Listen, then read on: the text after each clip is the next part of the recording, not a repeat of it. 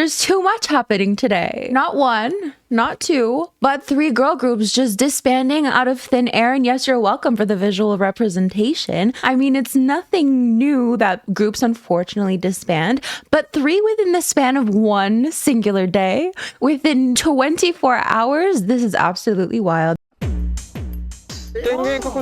Yesterday we talked so much about NewJeans, but there's just so much more, like so many more things that keep popping up about NewJeans. So first of all, in regards to the contract, everybody and their mothers were fighting over NewJeans' contract. Now, of course, we've never seen NewJeans' contract. We don't know what's written in it. We can only assume based on, previous contract disputes, all that jazz. We've talked about this before. But again, people are, speculating the clauses in NewJeans' contract and how they're going about this legally that could potentially help them with all of this. So I thought we could look into that actually. So there's this statement by a lawyer going around kind of explaining the whole NewJeans situation in a legal way. Now, of course, legal jargon is going to be legal jargon at the end of the day, and there wouldn't really be like a this person versus that person if it were ever that simple, right? But let's see what this person has to say. This is how they're explaining what's going on. NewJeans will not file for a preliminary injunction to terminate their exclusive contract. The most notable part of the press conference is that as of midnight today, they will terminate the contract but will not file a lawsuit. This is an unprecedented approach. If they were to file a preliminary injunction lawsuit, they would not be able to take any action until a conclusion is reached. So we've seen this before, right? That somebody files a lawsuit and then all their activities are halted until everything is figured out. So I guess this is a way. Okay, this is according to this person, right? Of course, we do not know the details. Please keep in mind, we do not know the details, okay? But according to this person, the way that NewJeans went about this would mean that they could continue their activities independently without halting everything to figure everything out through a court of law, if that makes sense. Anyways, however, they can leave without filing a lawsuit. This means that Ador would have to file a lawsuit against NewJeans, and NewJeans can just wait for that. Again, like they can just continue on like nothing happened. Allegedly, okay, take this with a grain of salt. Ador would be the one who would have to go after NewJeans. So they don't have to do anything. Like they would just have to be responding to that. At this point, no one can stop NewJeans from becoming independent. NewJeans is forging a path that hasn't been walked before and is not hiding in the background. Watching them makes you feel good and want to support them. So what do you guys think about this? Because I've been seeing this going around. Everybody, almost everybody, a lot of people just saying that like, no, there's a clause in their contract that actually allows them to do this. And, I would just ask, if it were just that easy, wouldn't more idols have done this previously? Or is it just like super specific to their contracts? I don't know. Again, we're not lawyers. We're just discussing this as it is. But what do you guys think? On the other end of things, of course, people are saying that the clause in NewJeans' contract basically says that if Hybe or Ador violate the contract, then NewJeans can just leave penalty free, right? And in theory, it sounds simple, right? But who is going to prove that Hybe and or New Ador violated the contract, right? Like someone has to prove that. That has to be pretty much fought out, right? But again, we're not lawyers. We're just discussing things, right? Here's what some netizens, again, this does not represent everybody's point of view, but here's what some netizens are saying about that lawyer's statement. Fighting, rather than those wannabe lawyers sitting in the corner of their rooms pretending to know, a real lawyer knows. I've been seeing people getting slammed left, right, and center on Twitter because they're like, well, I'm studying law and this is this and that is that. And people are like, you don't know I'm being really careful. I know I don't know anything. We're just discussing it. Anyways, NewJeans never die. No, but they're seriously so smart. This is clear. If they file a lawsuit for a preliminary injunction, they will not be free until a conclusion is reached. The last sentence is my feelings too. This is simple and clear. NewJeans fighting, NewJeans never die. Everyone thought that they would be going for a lawsuit. They make me proud. NewJeans never die. I'm so supporting them. NewJeans fighting. That is the lawyer's statement. And then I came across another forum basically outlining this clause in their contract. Now, I don't know where they got this from, but we're just going to take a look at it for fun. So wow, NewJeans had this clause in their contract. They just did what they were told. So allegedly, this is what it says. Article 15, cancellation or termination of contract. If the promoter or singer violates the terms of this contract, the other party first gets to set a grace period of 14 days for the violator and demands that the violation be corrected. If the violation is not corrected within the period, the other party may cancel or terminate the contract and claim compensation for damages. Now, again, I don't know where they got this from, but this is just what some people are discussing. And then the comments, seriously, what NewJeans said today is this: if you're upset, then Hybe, go ahead and file a lawsuit. This is it. It's nice that they tricked themselves with their own rationale. It's already written on paper. Why are Ador acting so sad now? Huh? NewJeans literally did what was told to do. The kids did exactly as they were told. Meanwhile, Hybe and the journalist, ... freaking funny. It's clearly written, but they're complaining about it being too short notice. What is Ador complaining about? Cool women. They just did what was told in their own contract. Meanwhile, fake Ador, they're freaking funny. The fact that they played themselves over is freaking funny. So of course we saw in Ador's statement that, was it Ador's statement? Somewhere it was said that basically 14 days was too short. I think it was in the press conference that NewJeans was relaying this message from Ador, basically that 14 days was too short, but then allegedly somewhere people are finding this, that, you know, you get a grace period of 14 days. Now, this might not be, of course, this might not be NewJeans' contract, but I remember whenever they did their emergency live stream, they also gave Hybe, I believe it was 14 days as well. And people were saying from like a legal standpoint, that's like a standard amount, grace period type thing. Do you know what I mean? So then from there, we have NewJeans' official statement. So this basically is kind of reiterating everything that we've seen, well, that we heard in the press conference. Why can't I get this cookie thing away? Deal with the cookies thing. I don't think we're going to read it all anyways, because it really does reiterate most of the things that they said in their press conference anyways, their emergency press conference. They're saying that they've made several requests over the past few months for Ador to rectify the situation. I mean, they've brought up these issues from way back in September when they did their emergency press conference, right? But, you know, they're saying Ador consistently responded with evasion and excuses. We want to make it clear that genuine communication based on mutual respect was not possible due to Ador. And then also we have Ador on the other hand basically saying, we want to have meetings, but that's not been possible, and so on. So they did make specific demands from Ador, and we're actually going to look into those demands. But again, they're just saying Ador took no action. Yeah, again, they just basically reiterate everything. They have faithfully fulfilled their contract obligations. The termination of the contract is solely due to Ador's breach of contract, and they are not liable for penalties. Again, I feel like legally someone is going to have to decide whether or not that is true, right? So it seems that NewJeans released a 26-page document that contained Ador's response to NewJeans' demands. So we're going to take a look at a little bit of an overview. Obviously, I don't have 26 pages in front of me, but we're going to take a look at some of the things that they outlined. Identifying and taking action against the person who decided and instructed to abandon NewJeans. I believe this is in reference to the internal documents where it says that they are plagued by the term new i-dle and they want to throw away the new and start over. So of course, new i-dle referred to what we thought back then, NewJeans, i-dle, and Le Sserafim. In Ador's response, they do clarify it meant NewJeans, Ive and Le Sserafim, and they kind of, you know, say they never meant they wanted to throw away NewJeans. An official apology from the manager of Belief Lab, who made remarks involving Honey, saying, ignore her. We should all know about this situation already. They want an apology.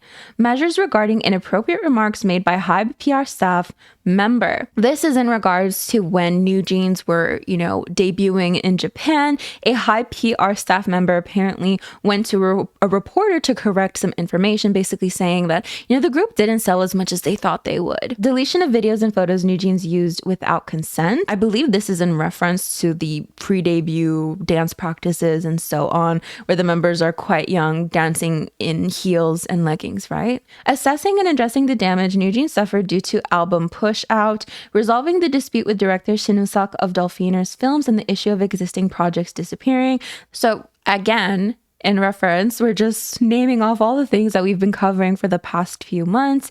The Dolphiners were in charge of like the channel Panisu, right? And then they were saying that Hybe wanted them, or rather Ador wanted them to delete the content, and Ador was like, no, we never wanted you to delete the content, just one specific thing because of like a brand deal and stuff. And Dolphiners came back and were like, why would I lie? Why would I lie about saying that you want me to delete my work, like the work that we put so much effort into? And so much back and forth. Preserving NewJeans' unique identity and works, reinstating former CEO Min Hee-jin. That's the thing. Reinstating former CEO Min Hee-jin seems like the one thing that would probably never happen. I mean, the other points I feel like Ador would probably give in to, except for the last one, right? So below are the summarized responses from Ador to the corresponding demands stated above. So this is what Ador is responding. So Ador does clarify what they meant in the leaked internal documents when they were plagued by the term new i-dle and they wanted to get, throw away the new and start fresh. They're saying that abandon new was meant to suggest that Le Sserafim should establish its own unique realm rather than being grouped with NewJeans and i-dle, not to abandon NewJeans. So they're clarifying that new i-dle was never meant to represent NewJeans, i-dle, and Le Sserafim, so Hybe's groups, but netizens were saying new i-dle. I don't know if you guys remember when we were first covering this, I was like, but there was a term that people, netizens, Korean netizens were talking about that didn't include islets. And it didn't also include aespa, and people were upset about that because it didn't include aespa, but I think it was NewJeans, i-dle, and Le Sserafim at this point. So they're just clarifying that. What do you think about that? Because they did, the wording did seem like they wanted to throw away NewJeans and it became a big thing, but they're saying, well, no, we didn't mean abandon NewJeans. We just mean separate Le Sserafim from NewJeans so they could shine in their own unique way. Ador requested a meeting with the manager accused of saying ignore her, but Belift Lab refused. It's interesting to see that Belift Lab apparently refused this one. Ador urged Hybe's COO to verify the facts and prevent recurrence regarding the PR staff members' remarks. Okay. Ador is doing their best to resolve the issue of unauthorized photos and videos, although they are not the ones who distributed them. Apparently it was Dispatch or something. So they're saying, well, it's not really us. There was no album push out. Only video Ador raised an issue with director Shin Woo-seok was the ETA director's cut. I mean, again, he said, she said. Ador supported the reappointment of Min Hee-jin as an internal director to preserve NewJeans' identity and ensure their activities. Reinstating Min Hee-jin as CEO is currently not feasible. So that was Ador's response to NewJeans' demands. So yeah, like we were mentioning, Ador basically clarified that it's not i-dle, but it's i-dle. Here's what some netizens think about that. What are they saying? Anyone can tell that the top are aespa, i-dle, and NewJeans. So why did you guys say to discard NewJeans then? Phew, are they not even embarrassed? I just hope that Starship sues them. Wow, how low is their standard gonna go? It's not new i-dle, but new I. You aespa and NewJeans i-dle. Nobody asked, so why do you keep on talking? You guys wanted to throw away new to replace them with your princesses, no? Don't mention i-dle with your dirty mouths. Stop mentioning them already. And on top of that, it does seem that Ador fully had plans for NewJeans. I mean, why wouldn't they? We were earnest in fulfilling what is considered an important part of the exclusive contract: promotional activities and invites, handling of fees and payments, salaries, provision of calculations, and more. We were planning a fan meeting, a full-length album, a world tour, and more for NewJeans activities in 2025. Although we have continued to give our official statements and responses to the members and their parents, interviews and live streams, it is a pity that they are not giving us a chance to solve these misunderstandings and problems through conversation and communication. We sincerely hope to be able to meet them, as this is necessary in order to fulfill these plans for 2025. So of course, a full-length album, a world tour. We already knew that this was planned beforehand, but they're saying, you guys still got to do it. So then Ador revealed the contents of the email that Kim Joo-young sent to NewJeans. We're just going to go over it quite briefly. Basically that she wants to meet with them in person, essentially. The Ador staff have been in a state of frustration and sadness for the past 14 days. Since NewJeans were our only artists, some staff felt anxious about the situation. However, we did not forget our duty as the group's agency. We examined the members' demands and prepared a response to them. Basically, continuing on, there were some parts that Ador did not do or could not take direction on, and we felt that 2 weeks was too short, but we did our best progress with the given time through discussions and confirming with the company. So like we were talking about, probably, you know, the whole Min Hee-jin being reinstated as CEO was one of their hard lines that they couldn't really do or they didn't want to do, right? And then they just go on and talk about the activities that they had planned for NewJeans. We reviewed a lineup of domestic and international producers who can bring out the potential of the members, and we were trying to move in a more positive direction. So searching for new producers for the group. So you can pause to read if you want to read the rest of the email, but Kim Jong did send this email to NewJeans. Let's move on to Fromus 9 because Fromus 9 are going to part ways with Pledis Entertainment, the second group within 24 hours to do so. So we would like to express our deepest gratitude to the fans who have loved Fromus 9. The exclusive contract with Fromus 9 will expire this coming December 31st. So their expires are contracting. Their contracts are expiring. We discussed at length and in depth with the members of Fromus 9 regarding each member's future and direction, and have come to an amicable conclusion to end the artist's contract. So it's amicable, but it seems Fromus 9 no longer is. As I was saying, weren't people complaining about Fromus 9, how they're not being promoted, how, you know, the company is really neglecting them, you know, a tale as old as time, really. So, you know, of course it is super sad when fans hear that this is happening to their favorite groups. But I guess in some aspects, some people aren't surprised given how neglected they were. Who was the group? What was the group that had, like, they put their own money into their last song? Like, the company was like, we don't care. It was like a digital release and everything, not even an album or anything. But Fromus 9 will be releasing their fan song, which is their expression of their gratitude for their fandom, Flover, on December 23rd and attend their final engagements, drawing a close to their official activities as Pledis Entertainment artists. So at least we get a fan song. So let's see what some K-netizens think of this disbandment news. Isn't it just that they failed to renew the contracts during the renewal season? What do you mean that this is a rude ending? Pledis didn't do anything wrong. They were a group destined disbandment in the first place, right? They finished the contract anyways. Fromus 9 was able to promote so long because of Pledis anyways. It was because they went to Pledis that they were able to promote longer. Pledis never concludes anything properly. What a trashy company. Huh? They hit their career high this year and they were beginning to get some reactions, didn't they?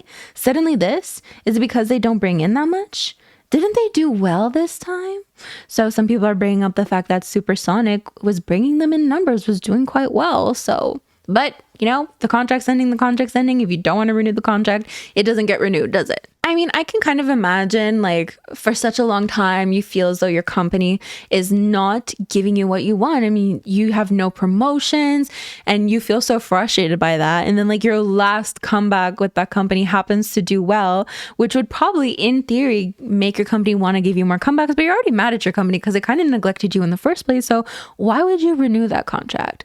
That's like the train of thought that I'm thinking of. But then Loosemble too. Loosemble are parting ways with their agency. We are informing you that our exclusive contracts with Loosemble, who have been journeying with us, have ended. We sincerely thank the Loosemble members who have shared a meaningful journey together with CTDENM, and we will be rooting for the Loosemble members' radiant journey in the future. Thank you.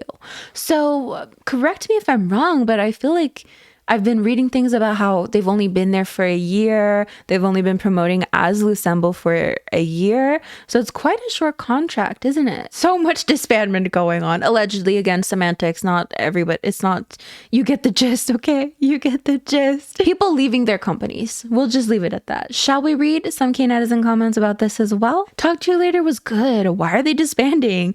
Gasp. The end of their contract? They promoted for such a short time. Hope they go to another company. Good company. It would be good if they joined Artemis. Talk to You Later is such a good song that I will continue listening to the future. Loosemble disbanding means they are going to another company with at least another Luna member. Y'all stay with me, OMG. Thank you, Loosemble. Oh my god, no. For some, it could be really sad news that their faves are leaving their company, but it could literally mean a new beginning, right? So those are our three girl group stories of today. NewJeans, Fromus 9, and Loosemble all leaving their agencies, hopefully to bigger and better things, right?